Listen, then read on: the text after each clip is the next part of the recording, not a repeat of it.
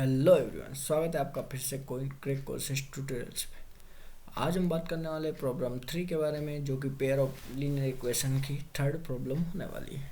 इस प्रकार की प्रॉब्लम काफ़ी ट्रिकी होती है, लेकिन प्रीवियस वीडियो में हमने आपको कुछ स्टेप्स बताई थी जिन्हें आप पढ़कर अच्छे से याद कर सकते हो और इस प्रकार की प्रॉब्लम को आसानी से सोल्व कर सकते हो। तो आज भी हम उन्हीं स्टेप्स को फॉलो करेंगे और आपको यहाँ पर स्टेप्स मैं बता भी दूंगा, तो आप उनको नोट कर देना। फर्स्ट स्टेप हमारी थी, पहले क्वेश्चंस को अच्छे से पढ़ो, ठीक है।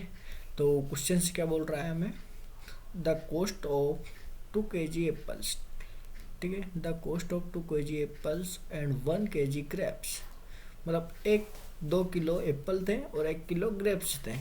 One day was found to be 160 rupees, मतलब 160 रुपये के वो पड़े थे। फिर उसके बाद 1 महीने बाद the cost of 4 kg of apples and 2 kg of grapes, तो वो उनको पड़े थे 300 के। मतलब देखो, पहले 2 किलो एप्पल थे और 1 kg ग्रेप्स थे, अंगूर थे, ठीक है। वो उनको 160 के पड़े थे। फिर 1 महीने के बाद 4 किलो एप्पल्स हो गए थे, 2 किलो ग्रेप्स हो गए थे, जो कि उनको 300 रुपये का पड़े थे, ठीक है। तो represent this situation algebraically and geometrically. तो बिना टाइम वेस्ट के इसको सॉल्व करते हैं। तो हम लेके चलते हैं इस प्रॉब्लम को बोर्ड पर, ठीक है। सबसे पहले आपने जो भी गिवन है वैल्यूज़ वो लिख लेनी है, ठीक है। तो गिवन वैल्यूज़ हमारे पास क्या क्या है क्वेश्चंस में, वो आप यहाँ पर नोट कर लो। तो हम जाएंगे क्वेश्चंस पे। 2 किलो एप्पल्स और 1 किलो ग्रेप्स, ठीक है। तो हम इनको बोर्ड पर लिख लेने हैं। तो हमारे पास 2 किलो एप्पल है और 1 kg ग्रेप्स हैं, ठीक है। ग्रेप्स वो किसने पड़े थे 160 रुपीज़, ठीक है। 160 रुपीज़ के पड़े थे, हाँ। फिर 1 महीने बाद 4 किलो एप्पल थे और 2 किलो ग्रेप्स थे, ठीक है। तो यहाँ पर लिख लेते हैं हम 2 किलो ग्रेप्स, ठीक है, 2 kg ग्रेप्स, ठीक है। कितने के पड़े थे 400 रुपये के, और 4 किलो एप्पल थे, 4 kg एप्पल, ठीक है। ये गिवन वैल्यूज यहाँ पर लिख रखा है, यहाँ पर गिवन लिख देना आप, ठीक है। और यहाँ पर ये भी 2 kg है, ठीक है, इसको समझ जाना। और यहाँ पर फिर आपको सेकंड लाइन में इस स्टेप को लिखना है, अमंते को, ठीक है, लिखा है ना यहाँ पर, after a month, sorry, after a month, ठीक है। 1 महीने के बाद, 1 महीने के बाद की सिचुएशन ये थी, जब ये दोनों चीज़ इनने ली थी, एप्पल प्लस ग्रेप्स, तो उनको 160 रुपये की पड़ी थी। फिर उनने 4 किलो एप्पल और 2 किलो लिया था, तो इनके पास 400 रुपये की पड़ी थी। अब इस सिचुएशन को थर्ड स्टेप हमारी थी लेट, मतलब मान लो, ठीक है।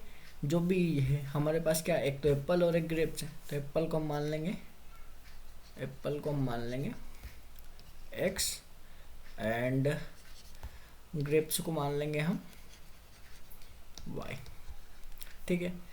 लेट, यहाँ पर लेट भी लिख देना। तो और फिर पुट कर देना एप्पल की जगह x और ग्रेप्स की जगह y। तो हम इक्वेशन फर्स्ट में पुट करते हैं, तो यह हमारे पास हो जाएगा, तो यह हमारे पास हो जाएगा 2x plus Y is equal to 160, ठीक है। और यहाँ पर 4x plus 2y is equal to 400। देखो यहाँ पर हमने 2 किलो एप्पल थे तो 2x रख दिया, और 1 था तो यहाँ पर डायरेक्ट y आ जाएगा। y ग्रेप्स थे तो दोनों की कॉस्ट कितनी थी 160, ठीक है। वहीं 4 kg एप्पल थे और यहाँ पर 2 kg ग्रेप्स थे, तो यहाँ पर वैल्यू पुट कर देंगे, ठीक है। एप्पल की जगह x रख दो और ग्रेप्स की जगह y रख दो, तो डायरेक्ट दिया ऐसी 2 इक्वेशन आपको बनेगी, ठीक है। अब 2 इक्वेशन क्यों बनी है इसमें, क्योंकि हम पढ़ रहे हैं पेयर ऑफ लीनियर इक्वेशन, ठीक है। पेयर ऑफ लीनियर इक्वेशन में 2 इक्वेशन बनती है। अब यहाँ से स्टेप सेकंड हो गई आपकी, लेट कर लिया, उसके बाद find the values of x and y, ठीक है। तो हम यहाँ से इक्वेशन फर्स्ट से y की वैल्यूज निकाल लेंगे। तो इक्वेशन फर्स्ट से y की वैल्यू हो जाएगी हमारे पास 160 माइनस 2x, ठीक है। यहाँ पर ये पहली हमारे पास बन जाएगी इक्वेशन y की वैल्यू, ठीक है। और इक्वेशन सेकंड से हम बनाएंगे y की वैल्यू y की वैल्यू निकाल ली हमने x की वैल्यू, ठीक है। तो x is equal to 400 minus 2y upon 4, ठीक है। ये हमारे पास x की वैल्यू आ चुकी है और इसको हम लेके चलते हैं नेक्स्ट पेज पे, ठीक है। नेक्स्ट पेज पे आया। अब इन चीज़ों को देखो, आपको करना है last equation solve. Last equation solve कैसे होगी, आपको लास्ट स्टेप 4 को याद रखना है। स्टेप क्या थी, टेबुलर फॉर्म, ठीक है। टेबुलर फॉर्म में इनको लिखना है, ठीक है। टेबुलर फॉर्म में लिखना है तो हम सबसे पहले टेबल बना लेते हैं। टेबुलर फॉर्म कोई इतना डिफ़िकल्ट नहीं है। टेबुलर के लिए डायरेक्ट आपको एक लाइन खींच लेता हूँ मैं बीच में, आप चाहो तो लाइन भी खींच सकते हो, कुछ भी कर सकते हो, आपके ऊपर है, ठीक है। यहाँ पर लाइन खींच ली मैंने और एक ट्रायंगल ले लेता हूँ मैं, जिसका ब्लैक कलर ले लेता हूँ, ठीक है। यहाँ पर एक इतना बड़ा ट्रायंगल, ये रेक्टेंगल ले लेता हूँ, सेम इधर भी ले लूँगा। यहाँ पर ये मैंने इतना बड़ा इसलिए लिया आपको दिखाने के लिए, ताकि आपको आसानी से दिख जाए, ठीक है। और बाकी कुछ नहीं। पॉज करके मैंने ये टेबल कंप्लीट कर लिया। अब इसमें कुछ भी नहीं किया है, वैल्यूज़ आपके सामने लिखूँगा। तो यहाँ पर देखो, जो y की वैल्यूज़ लिखी थी हमने, ये वाली, इसको यहाँ पर लिख लेंगे। तो आप इसको यहाँ पर लिख लीजिए पूरा। तो यहाँ पर मैंने वैल्यूज़ पुट कर लिए, ठीक है।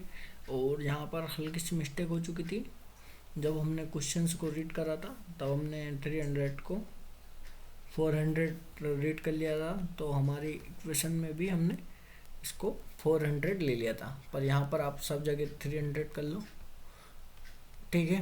नहीं करो तो 400 से भी हो जाएगा, क्योंकि क्वेश्चंस कभी एक जैसा नहीं आता, ठीक है। तो यहाँ पर मैं 300 कर लेता हूँ। सेम जगह यहाँ पर भी चेंज कर देता हूँ, मैं 300 कर दूंगा इसको, ठीक है। तो हम सबसे पहले इसको 300 कर देता हूँ।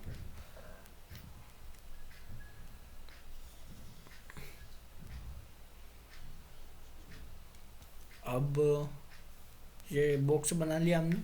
टेबुलर फॉर्म में कुछ मीन करना है, y की वैल्यू और x की वैल्यू, y की वैल्यू लिख ली।